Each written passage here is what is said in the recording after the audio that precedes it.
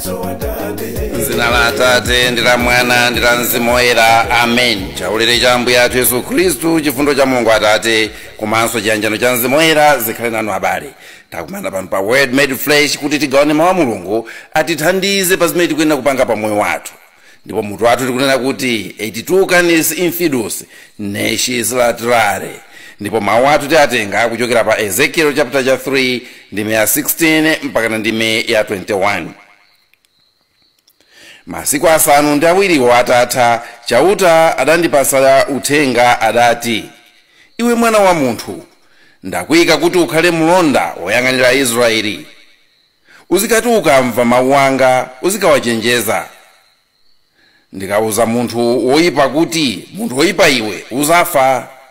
Iwe nupanda kunchenjeza kuti aleke makhalidwe oyipawo, kuti akhalebe ndi moyo, munthuyo azafadi ali wochimwa. Koma iweyo ndizakuzenga mlandu chifukwa cha imfa yake. Koma munthu woyipa ukanchenjeza kuti asiye njira zake zoyipa, iye nkumapitirizabe makhalidwe yake oyipawo, azafa ali wochimwa. Koma iweyo uzapulumutsa moyo wako. Ngati munthu okhulupirira ayamba kuchita uchimo, ine nkumuyika mzoopsa, ameneyo azafa. Ngati iweyo sudanchenjeze, inde azafa chifukwa cha kuchimwa kwakeko. Ndipo kukhulupirika kwake sindizakukumbukira, koma tsono mlandu wa imfa yake uzakhala pa iwe. Koma ukanchenjeza kuti asachimwe, iye nkulekadi kuchimwa mosapeneka konse, azapulumutsa moyo wake chifukwa chosata chenjezo lako, ndipo iwenso uzapulumutsa moyo wako. Mawu a Ambuye. Tithokoze Mulungu.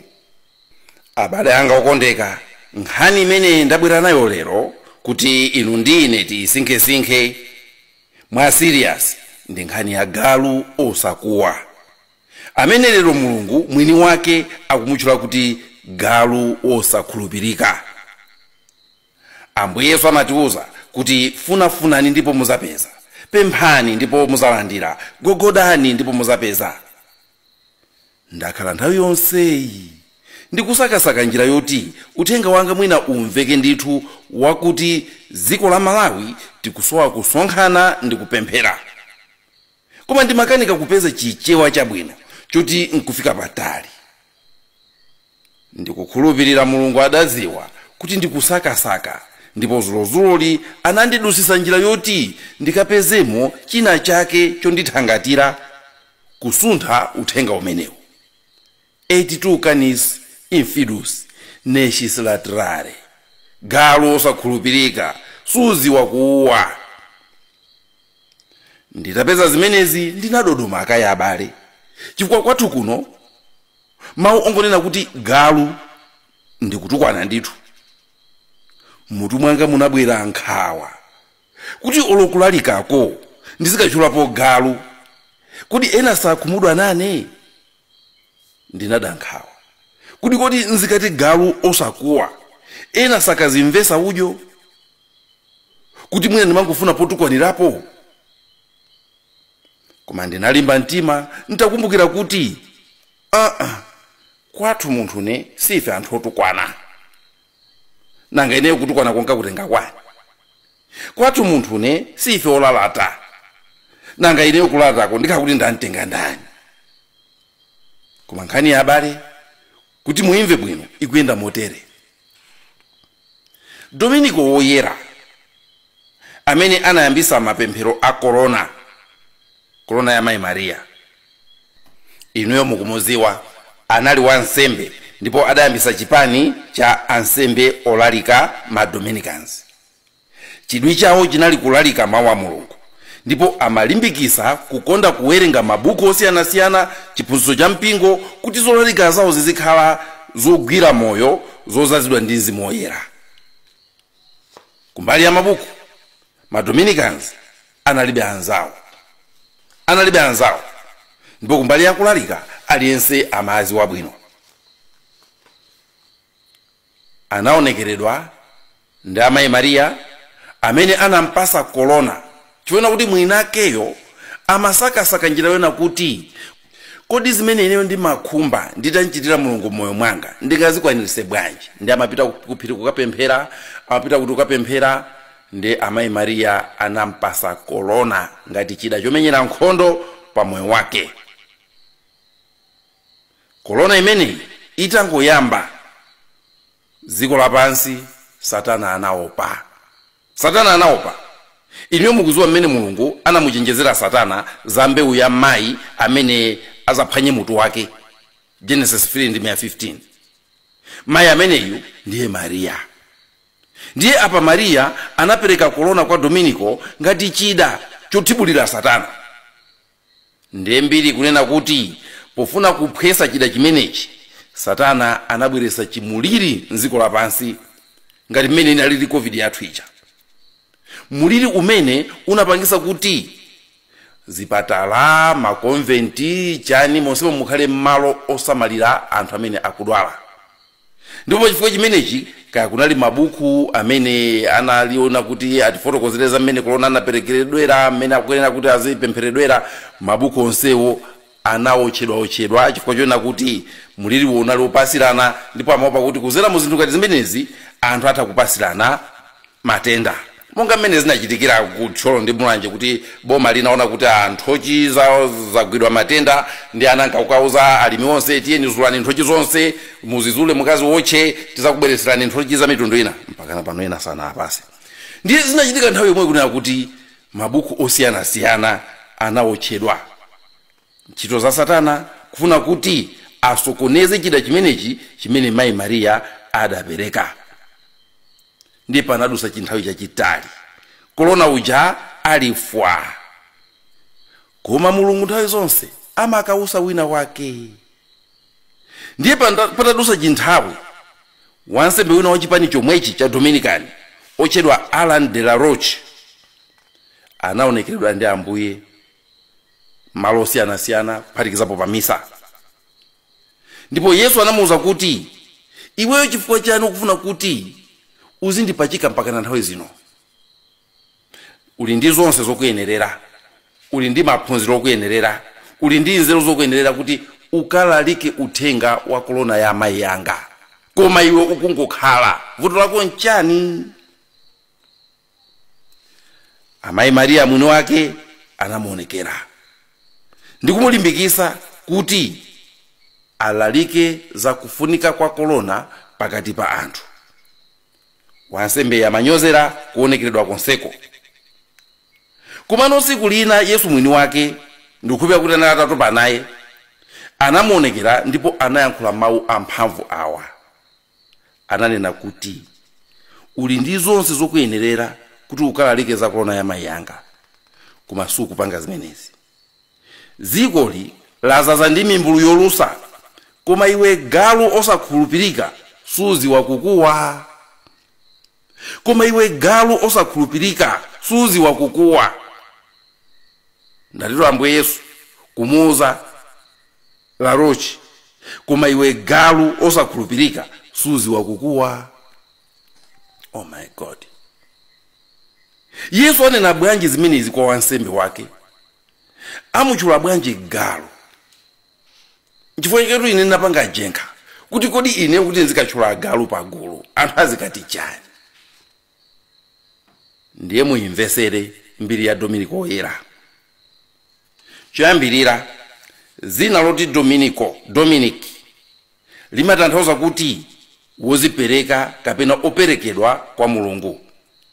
Ine mukuziwa kuti Dominus ndi mulungu. Ngakhale azikoko akale amaziwa kuti ansembe akale amati Dominus vobiscum, kuti Ambuye akhale nanu. Dominus ndi mulungu. Kumano zinali mutha kuligawa, ndipo mukaligawa likupereka tanthauzo lina limene tikugwiritsa ntchito pa ulaliki uno. Chipani chimene Dominico anayambisa chimatchedwa Dominican priest. Ndiye mu Chilatini canis ndi galu. Choncho anthu poona kuti Dominican anali anthu olimbika pa ntchito ya mulungu, amawatchula agalu ake a mulungu, Dominicans.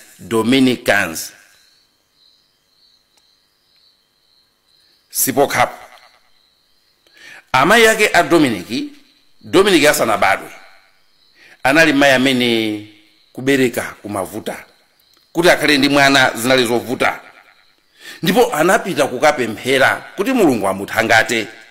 Mphamvu kuti yapemphero abale, anapita kukapemphera kuti mulungu amuthangate.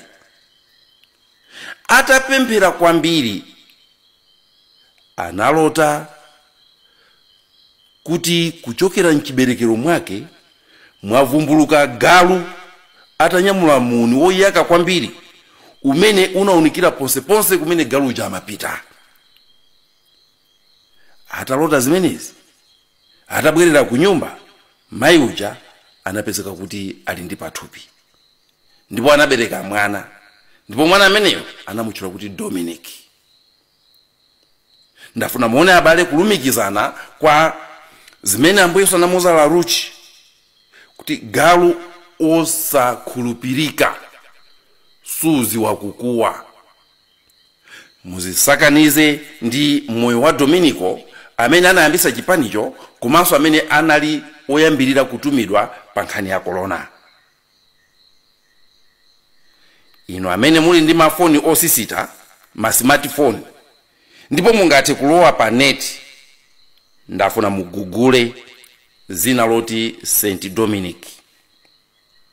Mukakagugula ndi mukayang'ani chithunzi chake cha Dominico, mukachizumule ndithu ndi kuchiyang'anisisa, muona kuti pambali pakepa pali galu atanyamula muni woyaka. Ndi nkhani yake ndimene ndakuwuzaniyo. Ambuye Yesu anakwiya kwambiri ndi wansembe uyu de la Roche, chifukwa samaphunzitsa za zida zimene zili zogonjesera Satana. Samaphunzitsa za chida chimene chinalichiona kuti chigonjese Satana. Akumuwuza kuti iwe ziko lilazaza ndi mimbulu yolusa, koma iwe galu wanga wosakhulupirika suzi wankukuwa komwe. Ambuye Yesu mwini wake ananena kale pa Mateyo 7:15, chenjera nawoni aneneri onyenga, amaza kwa inu ali ndi maonekedwe ofasa ngati nkhosa, koma mkati mwawo ndi mimbulu yolusa. Ndi ndani amene sangamvese zimenezi mawu muno lero? Ndi ndani amene mawu amene wawa angamphonye kuti alumikize lero? Ambuye Yesu akuti chenjera nawoni aneneri onyenga, amaza kwa inu ali ndi maonekedwe ofasa ngati nkhosa, koma mkati mwawo ndi mimbulu yolusa.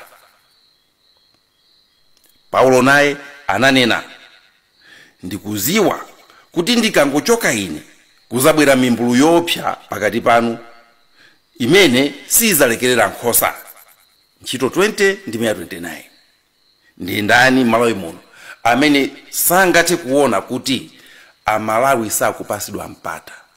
Ndi ndani amene sakuona kuti Malawi muno kuzunzika kwa Amalawi kukuyandikirana ndi ukapolo wa ku Igupto? Ndipo palibe amene akulabadako. Palibe amene akulabadako. Ubwino wake Mulungu poziwa zimenezi anayika alonda. Munda wake uno umene tili Mulungu anaziwa muzabwera wina wake, ndipo anayika alonda. Mawu amene tawerengaja akunena kuti iwe mwana wa munthu ndakuyika kuti ukhale mlonda woyang'anira Israeli. Ndipo ntchito imodzi imene galu amagwira ino ndine tikuziwa ndi ntchito ya ulonda. Aonesese kuti akuba asabe. Ambuye atanena kuti mwini nyumba akanaziwa nthawi imene mbala ibwere sakadalola kuti ithyole nyumba yake. Mateyo 24:43. Ndipo mmodzi amene amamuziwisa mwini nyumba kuti kunja kusikuli bwino ndi galu. Nthawi zambiri chimene timasowa kuchokera kwa galu sichoti alumetu iyayi, koma aziwe kuuwa. Aziwe kuuwa, azitizusa, atizuse tione chochita. Galu amene amachita zimenezi ndi galu okhulupirika, Canis Fidelis. galu okhulupirika.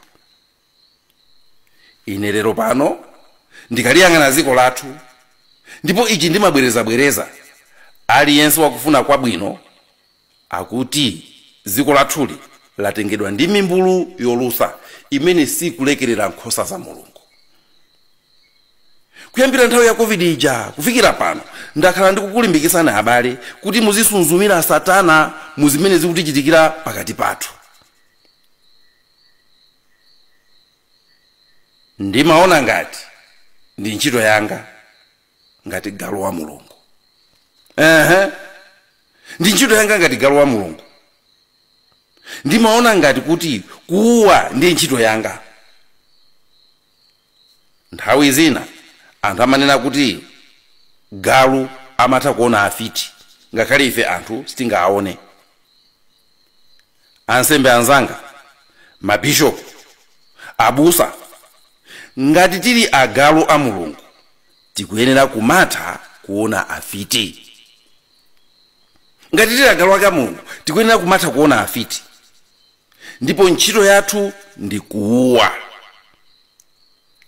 Zili kwa inu kuukana udindowu, koma ine ndawuvomera Dei Canis, galu wake wa Mulungu.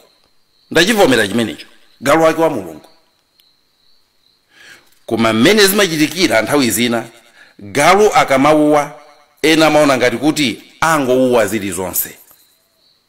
Nthawi zina akamauwa ena amamugenda. Nthawi zina akamauwa ena amamponyera mafupa. Nkhawa zanga muzonse zimene zakhala zikuchitika m'dziko lino ndi chete wa agalufe. Chete wa agalufe. Agalufe tati zii. Ndipo zii ameneyu sindikayika mwini nyumba akukwiya nazo. Sindikukayika zii amene agalu ife tapanga mwini nyumba siku lina azatiuza zimene anamuuza Alan de la Roche. Dziko lazaza ndi mimbulu, koma iwe galu osakhulupirika suzi wakuuwa. Anthu akuvutika m'dziko muno. Akhristu athu kundale akusowa mtendere kuti kodi alipulumutsa bwanji dzikoli. Zoyipa zalowerera pena paliponse. Ndipo kunena kwa Ambuye olo otigwirayo angatigwire pati. Mabala ponseponse. Fetereza wa chaka chino saziwika kuchokera kwake kuti achokera kuti. Mafuta ndi awa mpakana pano. Tili mu mdima. Koma kumveserako agalu onse alizi. Safuna kuzusa mwini nyumba. Agalu osakhulupirika. Tili mu mdima ndi usiku koma kulizi. Agalu onse palibe akuwa. Ndikati agalu onse ndikunena mipingo. Ngati kusowa kwa ansembe komweku kapena kusowa kwa atumiki a Mulungu komweku, Ambuye Yesu anachita kunena kuti kauzeni mwini munda kuti atumize antchito ambiri. Nanji kusausidwa kumene dziko la Malawi kusausidwa. Tikhala bwanji chete osakauza mwini nyumba, osakauza mwini munda kuti uku kwalowa mimbulu.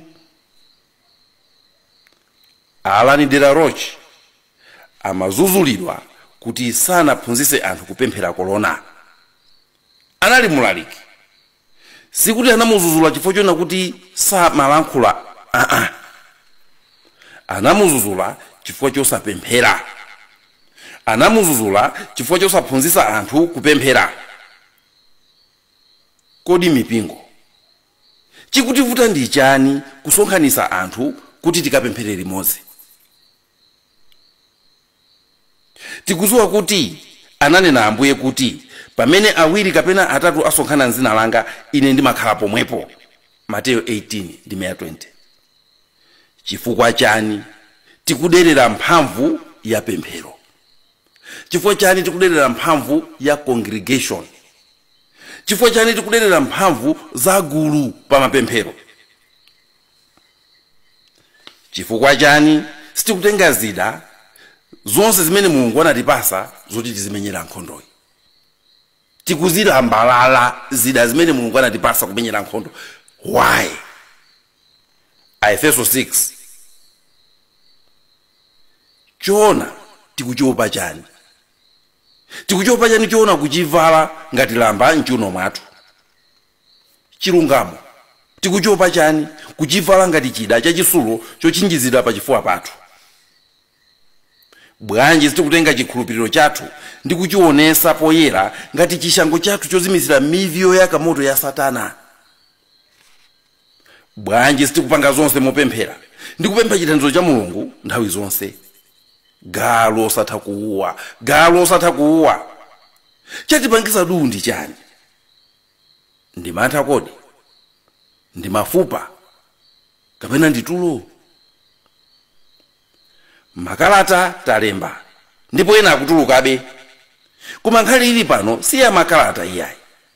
Nkhani imene ili pano, nkhani imene Ambuye akunzuzulira Alan, ndi nkhani ya kupemphera. Kuuwa kwathu sikulalika ayi. Kuuwa kwathu sikupanga phokoso mmakalata. Kuuwa kwathu ndi kupemphera. Chifukwa tikufuna timuzuse mwini nyumba aziwe kuti ku Malawi kwavuta. Kodi zochitika nyumba mwa mwini wake tingathane nazo bwanji tokha popanda kumuzusa mwini nyumbayo?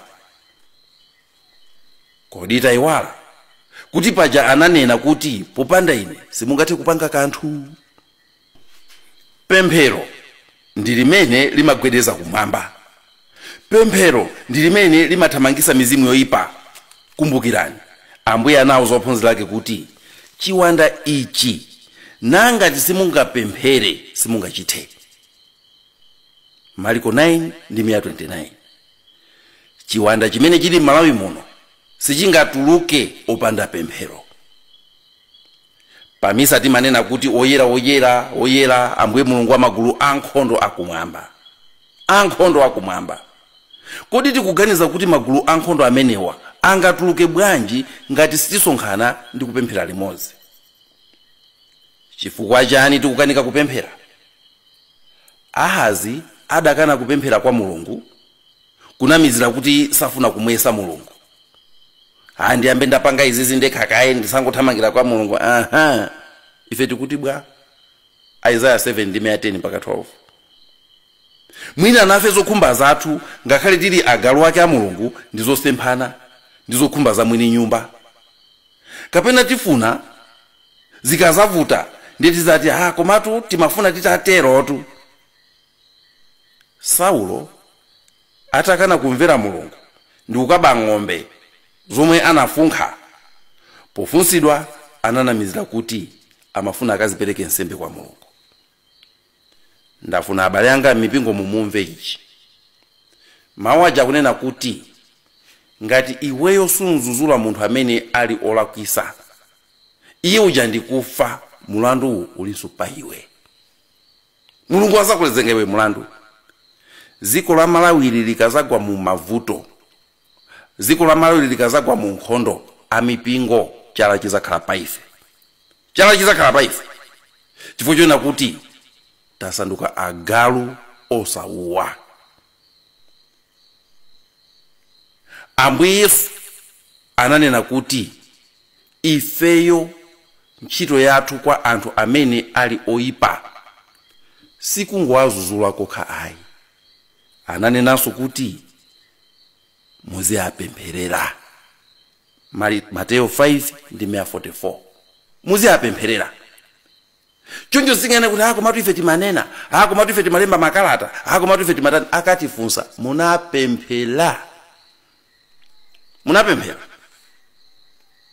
Ndikukumbuseni, ndikuzindikiritsani abale anga kuti word made flesh isanabwere m'dziko muno, gulu loyamba kubwera linali tiphunzitseni kupemphera. TPK. Tiphunzitseni kupemphera. Mwakuti muli ndi gulu limeneli ngati mchemwali wanu. Tinthokoze Mulungu amene lero watizindikirisa kuti kuuwa kwathu sikungolalika ayi. Kuuwa kwathu ngati agalu a Mulungu ndi kupemphera kuti mwini nyumba azuke. kuwalumikizisa anthu ndi mulungu mwini wake. Nchifukwa chake pano pa Word Made Flesh kuzera mutiphunzeni kupemphera lachinayi lililonse tikupereka mapemphero athu kupempherera dzikoli. Wiki ino mutipempherere ife tonse agalu a mulungu kuti tizuke ndi kuyamba kuwa kumuzunsa mwini nyumba, ang'ambe thambo monga imanenera Salimo 144 verse ya 5 mpaka na 10. Ang'ambe thambo ndi kubwera azatithandize nkhondoyi. Et tu canis infidus nescis laterare, galo sakhulupirika suzi wakukuwa.